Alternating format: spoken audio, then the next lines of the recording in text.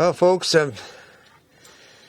hope everybody's doing okay. And for you California folks, you can see in the background we got the smoke, but we're not whining because we don't have the fire. So Dustin up in Livermore and Billy and Sally and Carmel, we're sending our best thoughts towards you, and Cammie and your outfit up way up north. We hope nobody gets hurt or lose your livestock or anything. This is not a good time. But Daryl out of Kentucky a while back asked me to show the perfect fit for a hackamore. So I'm going to show you what I know. And once again, you got to understand there's people that believe the hackamores run off of the nose only, so they have it really big and round, and it's just the nose band that does all the contact and pre-signals. And that's not how I do it. I take the hackamore very seriously, and like this horse is a 10-year-old horse, okay? Some of the people that get a hold of me are in a hackamore, and they either went back to it to try to soften their horse up, or they're been working for quite a few years and trying to get to a bridle. And for me personally, the hackamore is when they're young. And by the time they're 5, they should have a bit. And I know this is, you don't like to hear this, but the fact is, if you take a horse like this that's been rode 1,000,000 miles and it's cold-jawed and sticking its nose out, the last thing I would put on it would be a hackamore. If I can't use a bit or choose to not use a bit, like thoroughbred race horses that are runaways, I ride them in a halter because I can shut them down. They haven't had that kind of pressure on their nose. So the halter I can pull as hard as I want. You don't pull hard on a hackamore. That's not how it works.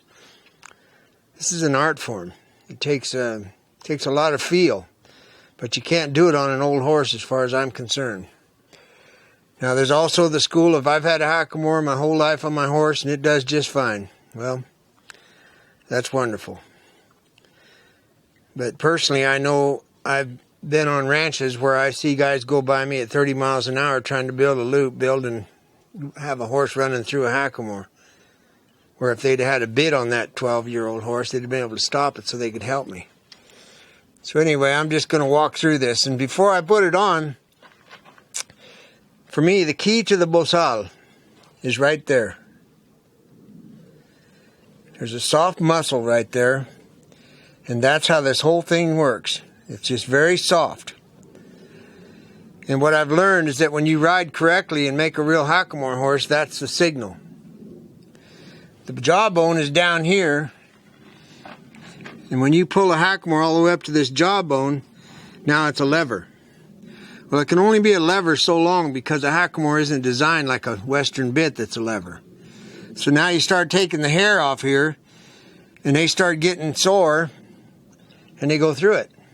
So if you can stick to this being the signal, you'll make a hackamore horse as far as I'm concerned. The other thing is you look at this horse the way it's made, it's pretty thick through the nose. All right?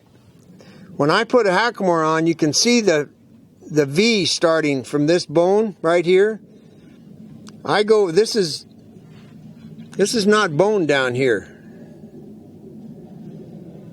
This is the soft part. So that's where I put the nose band. Another reason is because I want the nose band as low as I can get it because of the angle, the geometry, the leverage point. When I bump, the farther down I'm hitting the pressure from, the easier it is for the horse to tilt their skull. If I pull from up here, they've got all these neck muscles to push against it.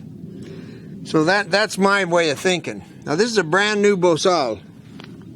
This is a 5/8. And as you know, I got this headstall that I come up with that a friend of mine showed me 100 years ago. And now what you need to see is that you can see the shadow underneath it. I can put my finger through here. I can put my finger through here. So this Bosal is not set. It isn't going to work like that. That's the wrong way for it to be. Now, what I want you to watch is that for me to make the nose fit, I have to bring the nose band in. All right, when I bring the nose band in, I'm closing the back of the hackamore. So now that makes this tight in the back. If you can see it, I'm pushing this muscle right here away. I don't want that. I don't want it that much contact. So the fact is, what you need is an oval. And that's the way a real hackamore is supposed to fit. So now this hackamore is almost an oval. You need this width back here to make it be able to contact that muscle. Okay. This hackamore that I've got on her is going to be for Chinako. Now before I explain to you how I'm going to make this fit, I want to show you that the crown piece is all the way back here. The brow band, the length thereof, keeps it in place. The brow band keeps the hackamore from doing this, which is what happens when you have just a single strand there. The throat latch, if you'll notice when I pull it, it pulls this band away from the corner of the eye. So this particular hanger, for me, has always been real practical, and I've never found a downside to it. And all you need is a sharp knife actually to make it. So now I've got this V, just like the V in the chains for a bridle, and I can stay away instead of having this doing that. Alright, with that in mind, this adjustable headstall right here allows me to set this up on the nose where it's just starting to go down, so when I lift on the heel knot, that's my pre-signal. So this is not the perfectly fit Bosal. This needs to be worked on, and almost every Bosal you'll get needs some kind of help because all horses have different shapes to their heads. So the first thing I got to do is close the nose band. If you remember, it was too tight. So in order to close the nose band, I've got this high dollar hay string, and you can just take it, get a few wraps on it, and then just cinch it down wherever you want it.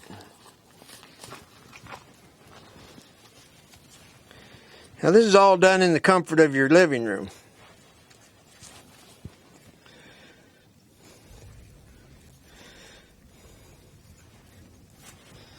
Now you just hang it up in the house for a week, then come back out and place it on your horse, and it should just be laying right against the skin for the nose, all the way to here. That's how you adjust the nose band. Now for the heel, you notice it's narrow and it would be pushing on that muscle right here. So I need to widen that. So you can do them both at the same time, it doesn't matter. Now you can get in the Western Horseman in order of $29.95 or $180 or whatever they cost. Or you can get a block of 2x4 and a shoeing rasp and make a block. Custom made, of course.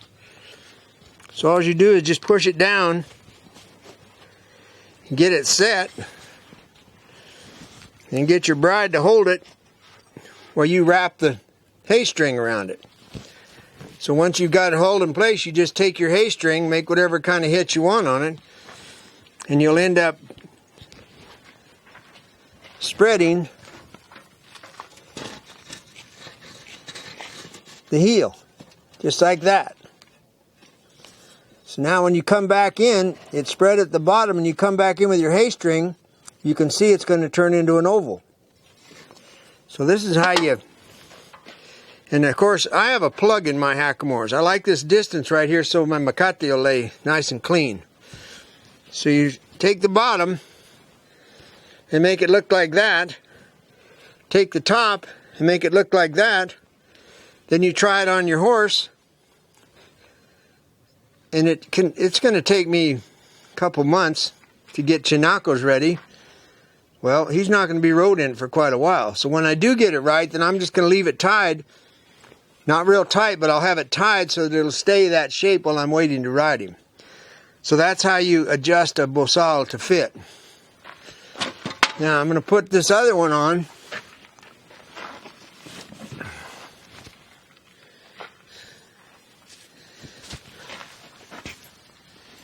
Now, just because of the conversations, there's a lot of people evidently that take the Puckett off every time they use a Bosal. I don't. What I do is I've never had more than one horse in a Bosal. In other words, I didn't have to keep changing to a bunch of horses all day. Well, once I get my Puckett set, I get this part of the rope wet, and then I put it on and tighten it down where I want it and let it dry, and it stays. So right, wrong, or indifferent, that's what I do.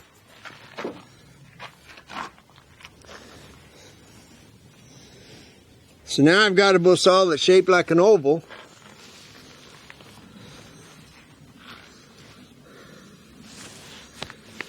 I've got my crown piece.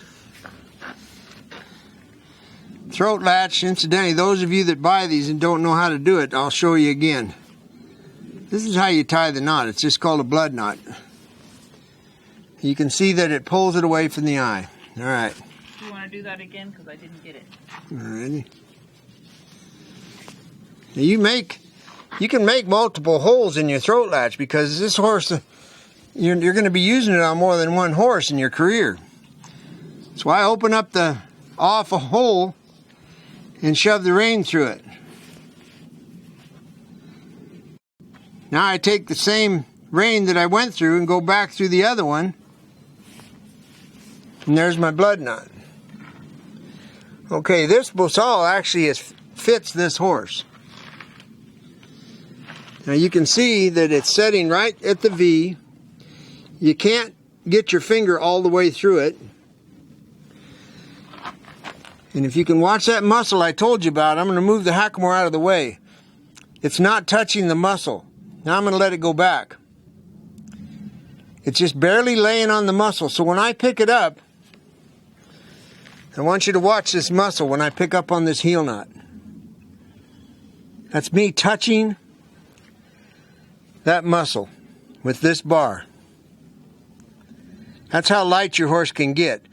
This part of the Puckett, if it goes all the way up to the bone, which is there, then that means I really had to get after him. You don't want this hitting the bone to give a horse a cue. You want your Bosal to just move.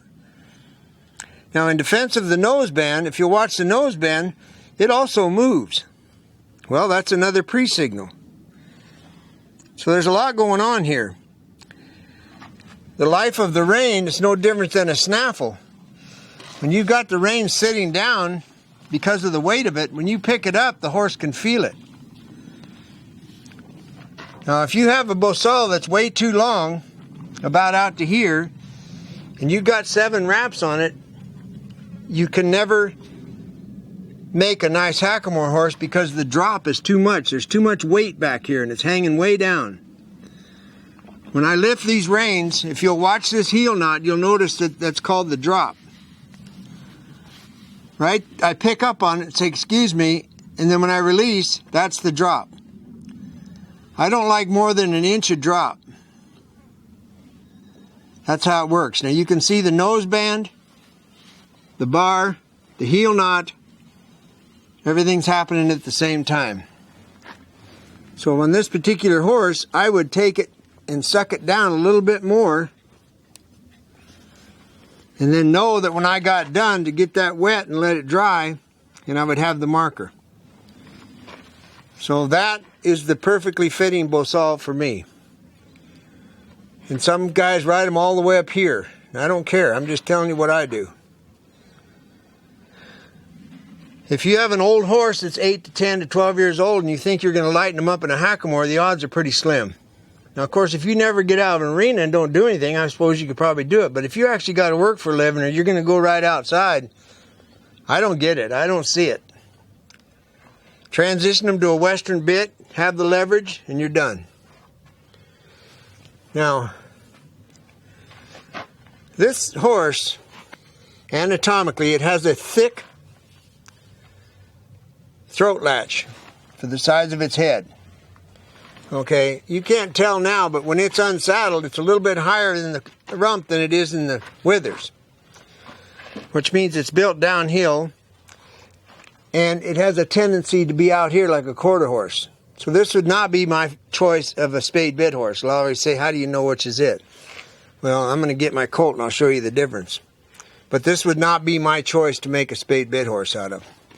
It's awful thick through the nose, which is, you know, like minute. But the main thing for me is the way the horse is built.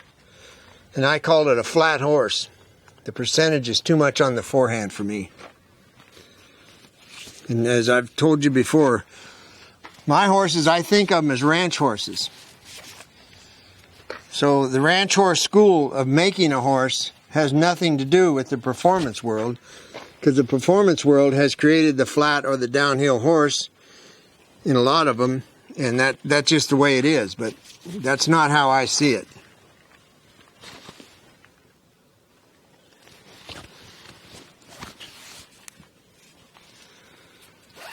Anyway, I hope that covers all the questions. And I'll be right back.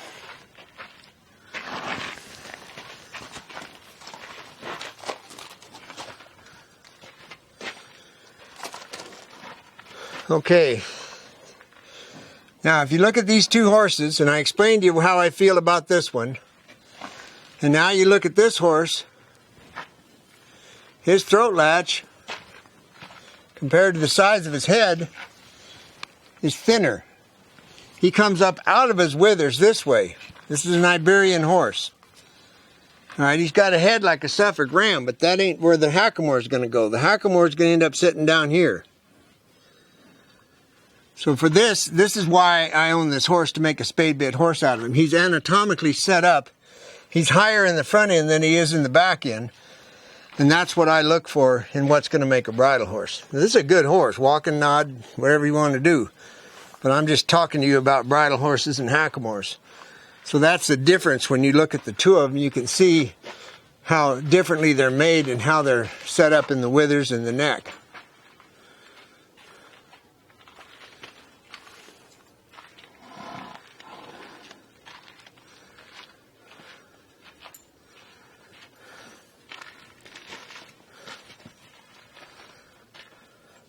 So anyway, I hope that all makes sense. And real quick, I did want to tell you something. I talked a while back about the CBs. And I know you know that I'm a veteran. Got drafted, incidentally. And the CBs are unspoken heroes of the military. They're guys that are construction based. And they can do anything from build a kitchen sink to take a bulldozer and tear a hill down. And somebody sent me an article about his grandfather being in the CBs, and it was absolutely, really a neat article. So for those of you that don't know anything about the CBs, is look it up and learn something, because you'd be real proud of them, what they did for our country. And they were the backbone of these wars to make logistics work and make things actually happen. So they're an important part. And like I talked about before, I don't believe we need to have any soldiers over in religious wars. It's wrong.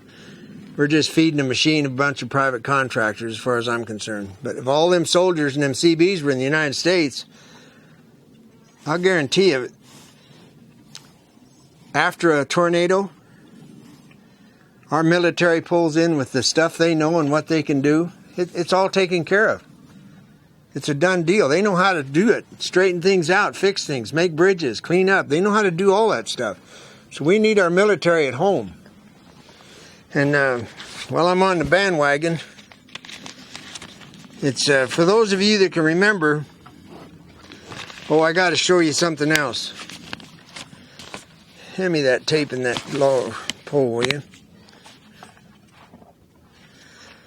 I know I can't remember anything. But a lady named Bethany got a hold of me, and I'm sure I'm too late, but I'm sorry if you missed your son's birthday. But she wanted to know about the what I use for pulling the Riatta. Now I use mesquite or oak, depending on where I live. This happens to be oak. Now you can just see you drill a hole in both ends and run your rope through it so you can tie it off to a fence. This is 20 inches long. And the holes are 1/2 inch holes. And they get bigger over time. And they're about, they're 1.5 inches apart across here. And I've got, I think, 7 in here. Now the grooves in between the holes, you just drill the holes, and these grooves come from pulling the Riattas. Those are made by pulling them. They're black because it burnt the wood. That's how hot it gets. So you just get up that pulling the Riatta deal, and you can see how I pull one. But she wanted to know what the dimensions were on the limb I use. This is old, harder than your head, dried out oak, and this makes a really good one. I've had this one probably 20 years. So that's that story. And the last thing is that California is burning up, okay? And you know I got an opinion about everything, because that's all I do is ride around and think about how amazingly profound I am. But for those of us that remember, in the 60s and 70s, the EPA showed up. Everybody got on the bandwagon to clean up the earth and the water, the environment, everything, which is a good idea. But of course it went pretty darn strong, too strong. They shut down logging. And in the agriculture world, that's all I know about, is that loggers got shut down and permits got cut on grazing. So now, 50, 60 years later, it's come full circle. The loggers mentioned it at the time, that if you don't log, the forest is going to be loaded up with fuel and it's going to catch on fire. It's just a fact. Fire is here, like it or not. Okay. One of the things they wanted to protect back in them days was the spotted owl. Well, when you look at the forest fires we got going in Northern California right now, owls and game birds like pheasants and quail and what we call prairie chickens, they don't get in a big flock and fly to Brazil. That isn't how it works with them. They stick around. They can't get very far. So in a big fire, they're dead. So you're not going to save them. All you do is kill off that whole hatch. And what I'm getting at is it's gone full circle, and now it's a deterrent. It's a bad thing, a lot of the things that were made. So we need to bring back selective, managed, professional loggers and professional grazers that know how to work a permit, and the people on the government side that are open-minded enough and sharp enough to figure out how to do this, because we can improve the land and suppress the amount of fire fuel if we manage the land correctly. In California, most of the places I've been, it starts in November. You get green grass at the end of November, and by May, it's done. So you graze it, and if you don't graze it, now you've got yellow grass that's very tall, lignified, and absolutely worth nothing more than fire fuel. That's what it is. It's fire fuel. And if you want to go with the high-end terms, what we've done in the last 50 years is we've gone into what's called reverse succession. And that's when you turn native plants into woody plants, meaning more brush, more trees, and then there's got to be fire to take care of it. So bring back good logging and good grazing, and that'll cut this bill in half that we're spending billions of dollars on. In 20 minutes from here, we already showed you the picture of the several thousand dead trees, standing dead trees. Pinon and juniper. And there's about a dozen houses right in the middle of them against the forest land. So those houses are going to burn. It doesn't matter if you have no weeds 10 feet from your house. It doesn't matter. That fire is going to be so hot that it's going to cook the water and kill the fish, and it's going to wipe out everything in its path because they're standing dead trees that have been dead because of drought, because of beetles. And if any of you ever torched an old Christmas tree when you were a kid, you know how quick they go up. So that's why it's a losing battle that we've got going. So we need to get to logging and clean these forests up, and then we can save this bill by half, I'll guarantee you. So I'm done preaching. Thanks a lot, folks. And we try to answer all the letters, but there's quite a few, so you got to give me time. Your horse might drop dead before I get back to you, but I will get back to you. Thanks a lot. Adios.